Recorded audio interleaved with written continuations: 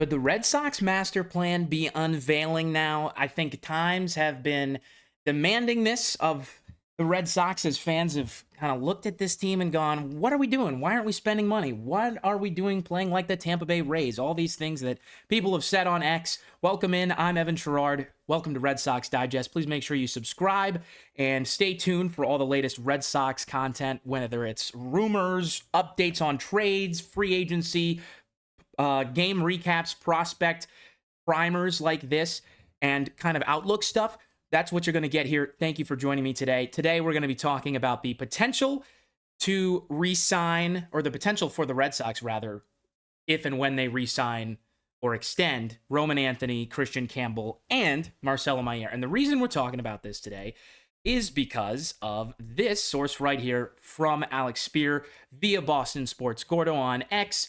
The Red Sox are likely to pursue extensions with Anthony, Campbell, and Mayer in the coming months. Campbell is 100% open to signing an extension, and Anthony is willing at least to listen if the Sox approach him. So, not a lot here to digest in terms of what the players are actually saying, but there's a lot to talk about here in terms of the outlook for the team. And that's really what I want to dig into here and give you my thoughts, because for the Red Sox, this is a team that's big market team that hasn't been spending top 5 payroll over the past few seasons.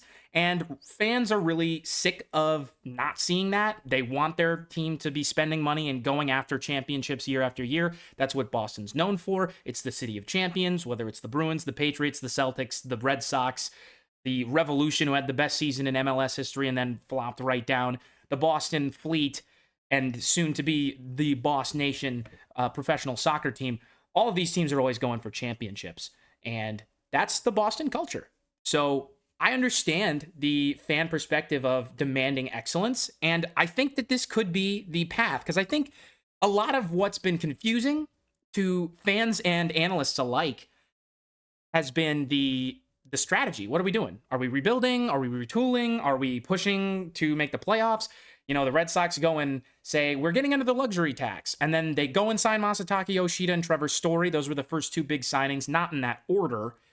And then you're like, okay, so maybe they are spending money on players they think are worth it. And then they don't do it as much. Maybe that's literally what it was. And then they trade off some of the guys that they signed. They DFA some guys that's confusing. And it looks like they're getting older and younger, but still getting older at the same time, trading for veteran pieces and signing some.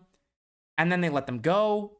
And it seems like they're just kind of hovering around this 500 level baseball where fans get excited every year. And then it's just like, oh, of course, yeah, it's the Red Sox. That's what they've said.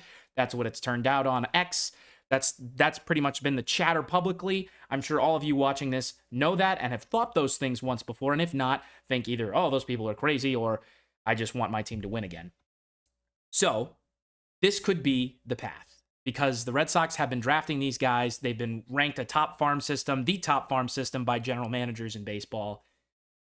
And now, as this comes out from Alex Spear and Boston Sports Gordo, we can talk about their statistics again and what the outlook could be if the Red Sox do extend these guys for a long time. I like to call them the big 3 because they're the 3 best prospects on the Red Sox, all in the top 10, according to MajorLeagueBaseball.com, MLB.com. These are top 10 prospects. And these guys all are exceptional in the minor leagues and very young. The Atlanta Braves started a model where they extended their stars for a long time, really before they'd proven themselves in the big leagues. They did it with Acuna, they did it with Austin Riley, and they did it with Ozzie Albies. And then I can't remember if Max Fried got a deal like that. Obviously, he's a Yankee now, just signed in free agency, and he's not over 30 yet. But I can't remember with him. But I know those big 3, which is the big 3 in Boston now, Riley, Acuna, and Albies. All 3 of those guys got big deals for the Braves, and they've been contenders ever since. Consistent winning, which is what the Red Sox have been talking about building, is consistent contending. Because for the past 20 years, the Red Sox, yes, have won the most World Series in the 21st century. However, fans know that the team usually will go from worst to first, and then first to worst, and then back to first, and then back to worst. And what John Henry and the rest of the ownership group has talked about is building sustained winning. So I want to take a look at these players, break them down. We've talked about some of them in the past, but it's always good to have a refresher. So that's what we're going to do right now. Taking a look at Marcello Mayer's numbers. This guy's a shortstop, number 7 prospect in baseball, according to MajorLeagueBaseball.com. And these are his numbers. Most recent ones are at the bottom. You've got these all split up. He hasn't played like 8 years. He's played 4 seasons. And you can see that these are all split up based on league level. Now, when you see like fall league and then all these others, you don't really have to worry about that. Look for the level. And then that's where you know, okay, you can come back down to below the all levels and you can see all of his stats per level. Anyway, I want to focus on the most recent stuff and especially the growth. He had a 189 average in 43 games in 2023 in Portland, really struggled. But then when he was in Greenville, that's high A, he was hitting 290. So what was going on with his average there? Kind of struggling at the higher level of baseball, adjusting. This kid was only 20. He's now 21. Now he's 22. But last season in Portland, he was really promising offensively with a 307 average, 37% of the time he got on base. That's exceptional. And that's a really good sign for a kid who you want to be one of your top baseball players, especially if you're talking about extending this guy long term. So he's 22. He's going to be probably 23. Maybe this year he comes up if he has exceptional talent display at the AAA level in Worcester, hence why I'm wearing this cap.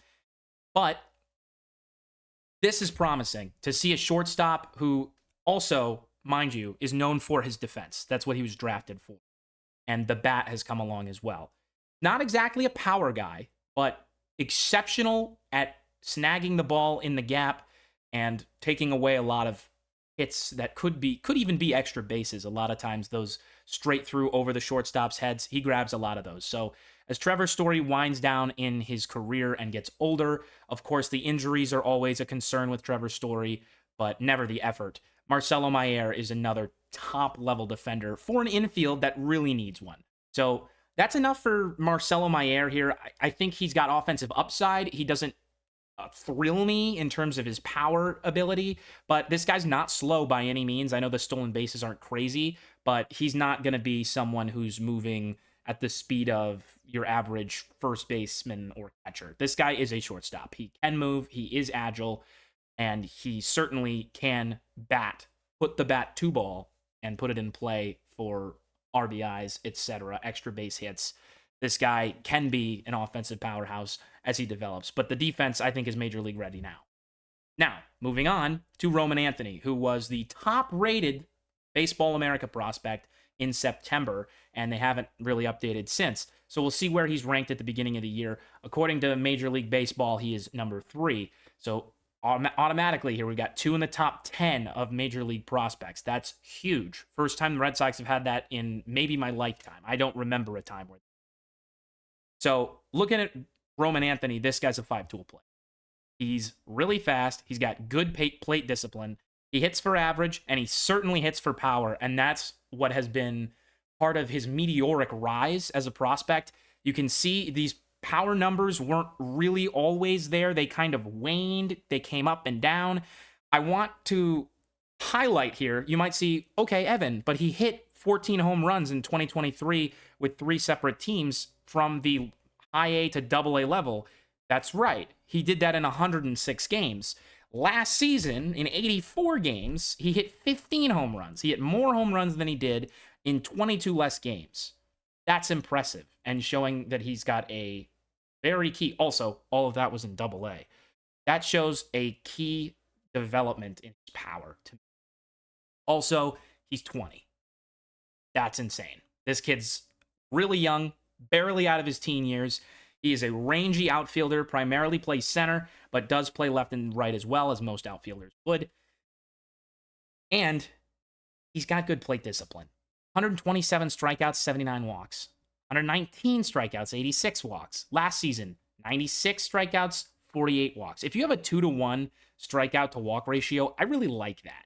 If you're striking out 200 times and you walk 100 times, yeah, you're around the league lead in strikeouts, but you're also around the league lead in walks, which I will take because you're going to get out. The Hall of Famers are 3 for 10. You get 3 hits in 10 attempts, you're a Hall of Famer. That's 300 batting average for your career. That's exceptional. So this guy's walking, and his outs are strikeouts instead of, pop out, ground out, whatever. That's fine, especially if he's putting the ball in play. Also, this guy has potential to be not only a power machine, but a defensive machine. I know his metrics aren't here, but this guy's rangy. He's fast. He's big.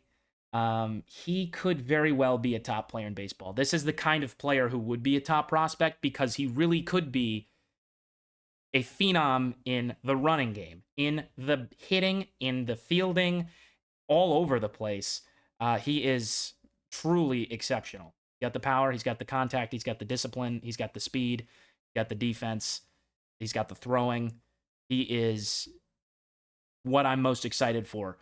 There is something we're going to get to with Mayer and Anthony. They're both left-handers. We'll come back to that after we wrap up over Kristian Campbell here. Campbell's 22. He also had a really, really great last season.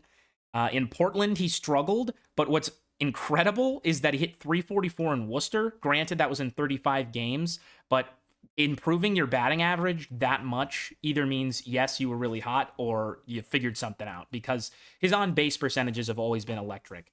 He only had an on-base percentage below 300 once, which was in just 10 games with Salem. So that's A-ball, baseball, single A. But playing in, and also Salem, Virginia. That's not one of the many Salems in New England, for those wondering or not knowing. But Portland and Worcester, and in Worcester, the Worcester Red Sox, the Woo Sox, he was really, really good, and one of the reasons why he jumped up a ton. Also, another guy with great plate discipline. Looking at these stats here, it's really impressive. So, Kristian Campbell plays second base, shortstop, and some center field. And when he came into the Worcester Red Sox at the same time as Mayer, Portland, when he was with the Sea Dogs at the same time as Mayer, they split a little bit, and then Mayer really took over at shortstop. He played his majority of games at second, and then they threw him out in center.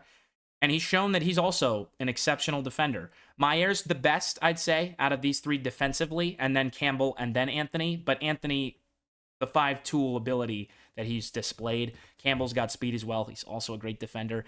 And I wanted to show one last image here to just kind of not only wrap this up, but also show what a potential lineup in the outfield, infield, and of course DH could look like a few years down the line, barring no trades. So this is always tough to foresee. Of course, there's a key name you're not seeing here, Ceddanne Rafaela, who could very easily be plugged into center or right or short or second, pretty much anywhere. He's an exceptional defender, as we learned this year, a rookie who I think was really overshadowed by a lot of the other players in Major League Baseball this year, but should have an exceptional career so long as he can get his batting up. But we have Duran in left, Anthony in center, Abreu in right, Campbell at second, Mayer at short, Devers at third, Casas at first, Wong at catcher, and DH Masataka Yoshida. So I think a lot of the commentary on this from Red Sox fans that I've heard would be too many lefties in the lineup, which, granted, yes, I think historically you want the balance with lefties to righties, but I'm not sure how important that really is, especially if you can hit lefties and you're a lefty, but you do want to put your best players out. That's the truth. If you're going to go based on, okay, how good is this player versus does he hit better versus lefties or righties, you're always going to put your better player out there, especially since it's not just about offense, it's also about defense. And if we're talking about improving the infield defense, I think this goes a long way to do that. Another thing that isn't accounted for here as well, like I said, no trades, no free agents, and this is a few years down the line, assuming that everybody's still here. Granted, Alex Bregman talks are and have been hot. Same thing with a lot of other players where maybe Devers moves to DH. Yoshida, what do you do with him? Abreu's in trade talks. Same thing with Casas.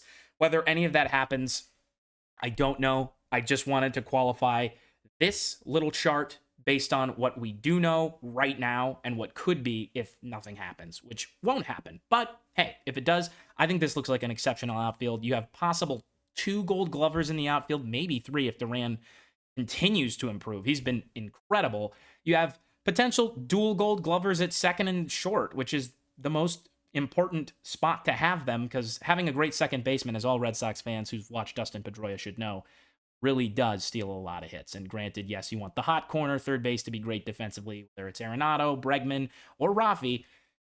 You're going to take Rafi there every day because of how good he is offensively. Casas, same deal. Incredible offensive player, great plate discipline, potential for a lot of runs scored. Wong, a great defensive catcher, and Yoshi is Yoshi. So that is all I've got for you today. Hope you enjoyed this episode of Red Sox Digest. No, I ran a little long here. Usually like to keep these around 10 minutes to not take up too much of your time. But thank you for watching, and go Red Sox. Tune in next time. So long.